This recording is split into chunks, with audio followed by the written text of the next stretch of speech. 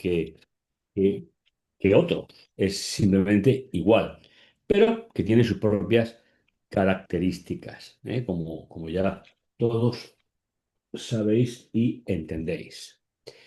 Vamos a, como os decía, entrar en el capítulo 11, donde vamos a recorrer un poquito la, la forma eh, de explicar, de trabajar de Daniel este capítulo, porque es uno de los capítulos que la gente dice que es uno de los más difíciles, y yo creo que es igual que todos, cuando se estudia directamente con las intenciones del autor. Recordar simplemente un pequeño detalle, ya conocéis el esquema, la estatua, prácticamente lo conocéis todo ya. Si os fijáis en la primera parte que estoy señalando, en la primera parte, el capítulo 2, el más largo de toda la Biblia, es complementado por el 7. Y el capítulo 8 va a ser complementado por el 11. Daniel 7 completa el 2, es una profecía completa.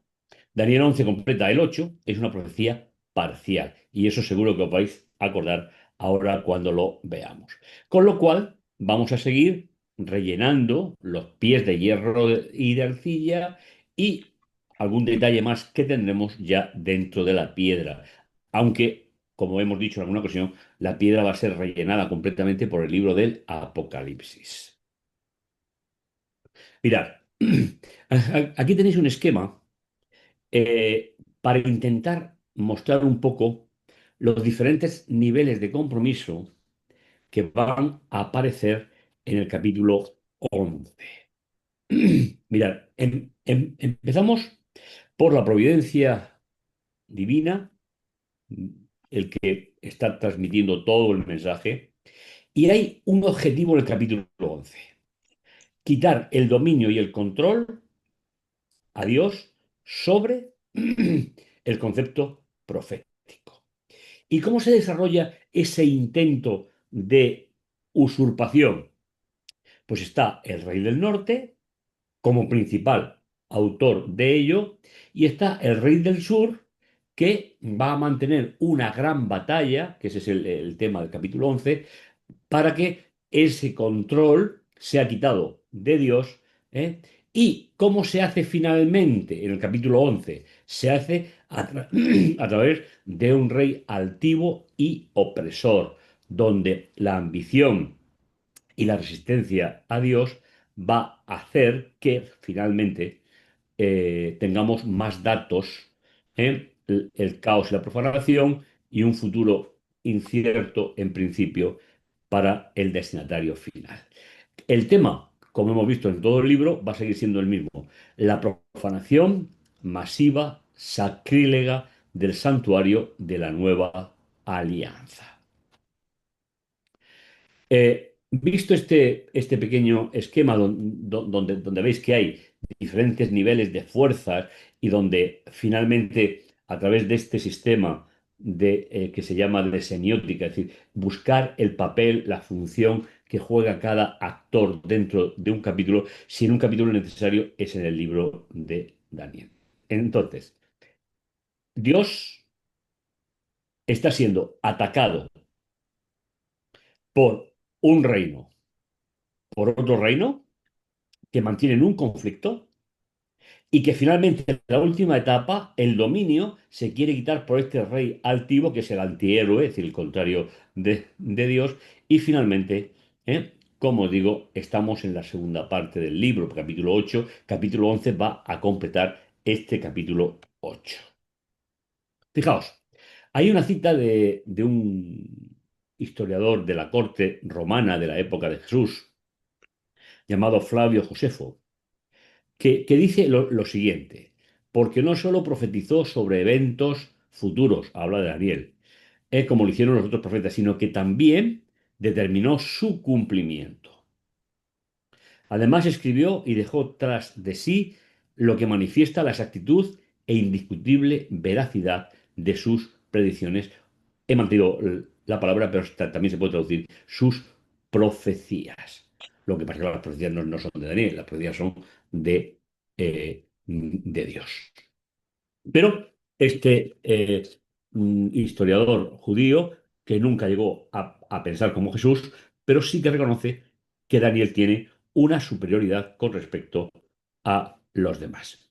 Si comenzamos la lectura, vais a ver que los mismos problemas que se dieron en la interpretación del capítulo 8 se van a dar en el 11. Porque el 11 lo único que va a hacer, como os he dicho, va a ser ampliar el conflicto en dimensiones totalmente casi casi desproporcionadas, ¿no? En el tercer año del reinado del rey Baltasar, esto os suena. Yo, Daniel, tuve una gran visión grande, después de lo anterior. Contemplaba la visión que me encontraba en Susa, plaza del fuerte de la provincia de Elam, en la orilla del río Ulai. Levanté la vista y vi un carnero, y ya dijimos que era Medo-Persia. Esto no vamos a volver a ello, que estaba en el pie junto al río. Tenía dos cuernos, el- los dos cuernos eran altos, pero uno más que otro, y el más alto había despuntado. Y ahora vamos a ver cómo se desarrolla en el capítulo, los paralelismos en el capítulo 11. En cuanto a mí, en el año primero de Darío ya no estamos en el imperio babilónico, ya estamos en el imperio medo-persa, han pasado pues casi 60 años, ¿eh? Darío el Medo estuvo a su lado para sostenerlo y avanzarlo. Y ahora voy a revelarte la verdad. Mira, en Persia habrá todavía tres reyes. ¿Veis? Los tres de aquí. El cuarto será mucho más rico que todos ellos. Y cuando aumente su poder gracias a su riqueza, incitará a todos contra los reinos de Grecia. Es decir, que todavía en Medo-Persia habría, aparte de Darío, habría tres reyes más, que aparecerán en la historia. Entonces, sugerirá un rey belicoso, surgirá, que extenderá su dominio y actuará a su antojo. Y aquí ya nos vamos acercando a cómo se va delimitando. Vi cómo se acercaba al carnero y lo embestía, enfurecido contra él, rompiéndole los dos cuernos, sin que el cuerno tuviera fuerza para hacerle frente. Lo derribó en tierra, lo pisoteó, sin que nadie pudiera librar al carnero. El macho cabrío se hizo muy grande y cuando era más fuerte, el cuerno grande, Antíoco, se rompió y en su lugar despuntaron otros cuatro orientados a los cuatro puntos cardinales. De esto seguro que os acordáis. El versículo 4 del capítulo 11, pero apenas consolidado su reino será dividido y repartido entre los cuatro puntos cardinales. ¿Veis? Cuatro puntos cardinales, cuatro puntos cardinales. Vamos siguiendo la estela del capítulo 8, aunque no entre su descendiente ni con el poderío que le había escrito, pues su reino se desmoronará y pasará a manos ajenas. Y aquí tenemos el salto más importante de lo que hemos estado estudiando, ¿vale? Dice Daniel 10.1, en el tercer año de Ciro, rey de Persia, Daniel llamado Belsasar tuvo una revelación, un mensaje veraz sobre la gran guerra. Es decir, esto nos va a llevar directamente a los pies de hierro y de barro. Y a ese periodo se le va a llamar en Daniel, Apocalipsis lo va a hacer de otra manera, la gran guerra. Él entendió el mensaje y su comprensión le fue dada a través de una visión. Pero te revelaré lo que está escrito en el libro de la verdad, 10:21. El libro de verdad es todo lo que dice el capítulo 11. Nadie me presta ayuda para esto excepto vuestro príncipe Miguel. La gran guerra en Daniel es la lucha por el poder entre el reino del norte y el reino del sur. Pero ¿cómo leer esto? Para que nos podamos ir entendiendo. ¿Qué datos internos tenemos que conocer? Fijaos, el dato principal proviene del mensaje de los profetas clásicos de Israel. Es decir, de esa época, ahora veremos desde dónde hasta dónde, es de donde se toman estos símbolos del capítulo 11, que repito, tanto desconcierta a, a los lectores, Pues porque se quiere hacer lo mismo que con el capítulo 7, 2, 8, es buscar acontecimientos históricos permanentes, con lo cual, si es una gran batalla, podemos estar de acuerdo en que se describe un gran conflicto, no tanto un procedimiento histórico. ¿Eh? El problema del capítulo 11 en relación al resto del libro es el siguiente, fijaos, y esto es bueno que lo apuntéis y que lo meditemos. Primero, Daniel 7 y 8, el mensaje está expresado por medio de símbolos, pero significan realidades concretas que suceden, que sucederán. Es decir, esto es fácil, lo hemos visto. La estatua, los reinos, los animales, los reinos. Daniel 8, los dos animales, los reinos. Es decir, que el libro nos ha acostumbrado a ver símbolos, pero que representan realidades absolutas que vendrán en la historia. Pero claro, no hemos llegado al gran conflicto, que es el que nos ocupa. Pero en Daniel 11, tanto, y esto voy a intentar explicarlo, en Daniel 11 tanto el símbolo norte-sur como el mensaje es simbólico escatológico. Es decir, las profecías del 2 al 8 son profecías históricas, que tienen un cumplimiento exacto en el tiempo. Pero la base del capítulo 11, tanto el rey del norte como el rey del sur, como lo que representan, no van a representar directa y únicamente reinos como el anterior, sino el interior de la batalla. Vamos a entrar a lo largo del capítulo dentro de ese conglomerado de luchas que no son tanto puestas en el tiempo, sino que son realidades que se van a cumplir. ¿Y por qué el reino del norte y el reino del sur? ¿Y por qué no otro símbolo? Pues, ¿de dónde toma Daniel el valor simbólico del rey del norte y rey del sur? Fijaos, en la época de los profetas clásicos, desde la época de Roboam, hijo de Salomón, año 940 y tantos, antes de Cristo, hasta la época de Daniel y el comienzo del exilio, Israel estuvo sometida por constantes amenazas de invasión desde el norte por Babilonia, la puerta de los dioses, y por el sur por Egipto, cuna de la filosofía antropológica. Es decir, si leéis los profetas clásicos, desde Roboam hasta Daniel, Isaías, Jeremías, todos esos profetas, veréis que las constantes amenazas por las que vivió el pueblo de Israel, eso segunda de Crónicas, del 12 hasta el 36, lo describe perfectamente. No lo he querido meter por no liarlo, pero ahí tenemos todo el problema de Babilonia física y Egipto físico en la época desde Roboam hasta Daniel. Pues bien, ese contexto para describir no lo que ya se ha dicho en el libro, sino para describir la dimensión de un conflicto que supera todas las expectativas históricas, el rey del norte y el rey del sur van a simbolizar. ¿Veis? El propio símbolo termina simbolizando. El rey del norte, que sabéis, Babilonia, y el sur será Egipto. Y vamos a intentar buscar estos detalles en él. Ahora, en Daniel 11 se retoma el conflicto real de los momentos más difíciles entre los ataques de estos dos superpotencias contra Israel. Es decir, el Israel que va a soportar la lucha del rey del norte y del rey del sur, tampoco es el Israel de la época de Roboam o Daniel, es el Israel espiritual. ¿Veis? ¿Veis cómo se van dando forma a... Lo mismo voy muy deprisa, lo mismo luego en las preguntas podemos matizar alguna idea, pero es que quiero llegar a un punto determinado. Con lo cual, si la lucha del rey del norte y del rey del sur física en la época de los reyes era contra el Israel físico, ahora el rey del norte y el rey del sur, prototipos de esos dos imperios que iban contra el pueblo de Israel, van a atacar al pueblo de Israel no físico, sino al pueblo de Israel espiritual. Con lo cual nos introducimos también en una batalla no solo de imperios, no solo de reyes, sino una batalla directamente contra Dios, como veíamos en el esquema al principio, de tipo espiritual. ¿Vale?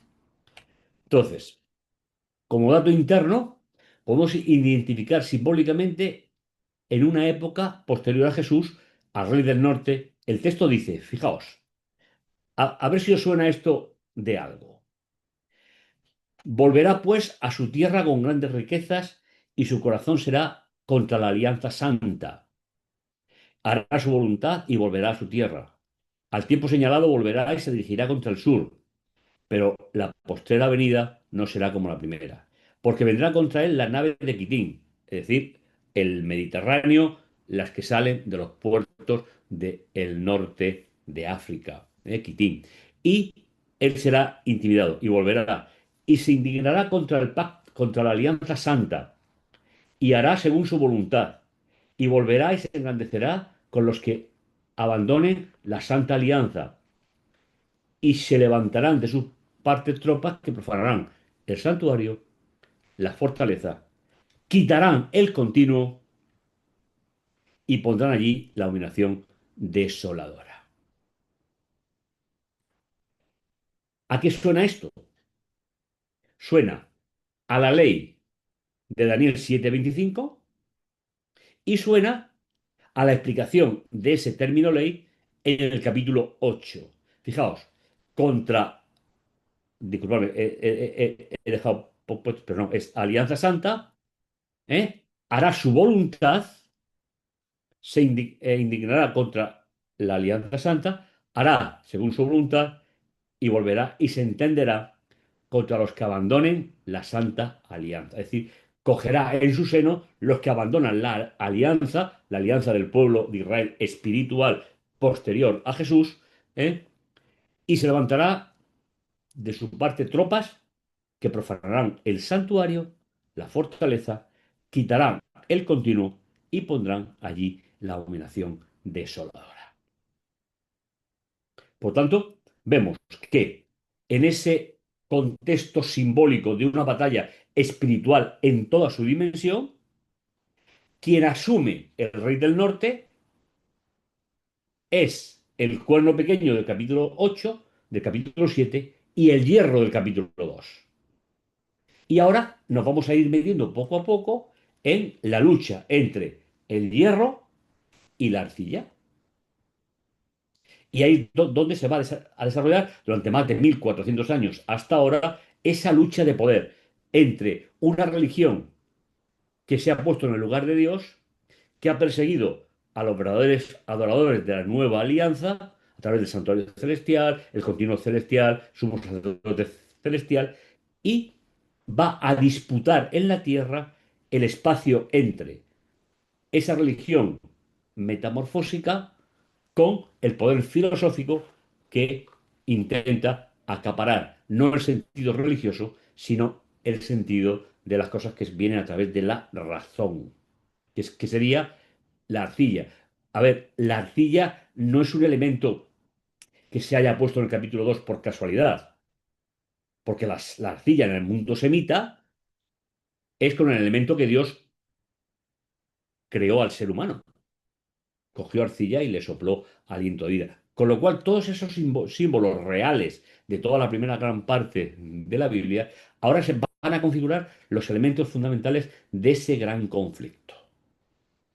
Nosotros no hemos vivido en la efervescencia de ese poder, ¿eh? Los mártires, los muertos, pero de luego la batalla ha sido mucho más grande que la fue Nabucodonosor, mucho más grande que la que fue Medo-Persia, incluso los griegos e incluso los romanos. Es una batalla con unas dimensiones espirituales extraordinarias. El cuerno pequeño, hierro del capítulo 2, cuerno del capítulo 7 y 8, rey del norte en el capítulo 11.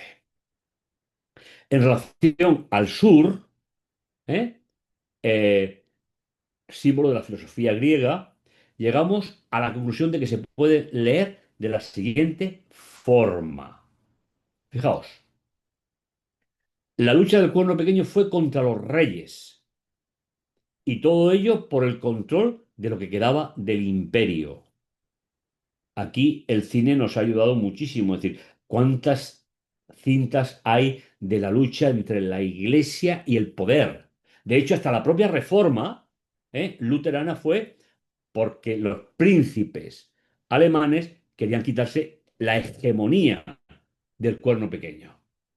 Se inmiscuía en sus asuntos civiles, los otros respondían y ha sido esa gran lucha a lo largo de toda la historia. Pero no tanto, como os decía, buscar elemento tras elemento, sino describir muchas veces el enfrentamiento entre ambos, para que podamos entender que finalmente todo eso ha sucedido y que representaba esa lucha a nivel cósmico y espiritual.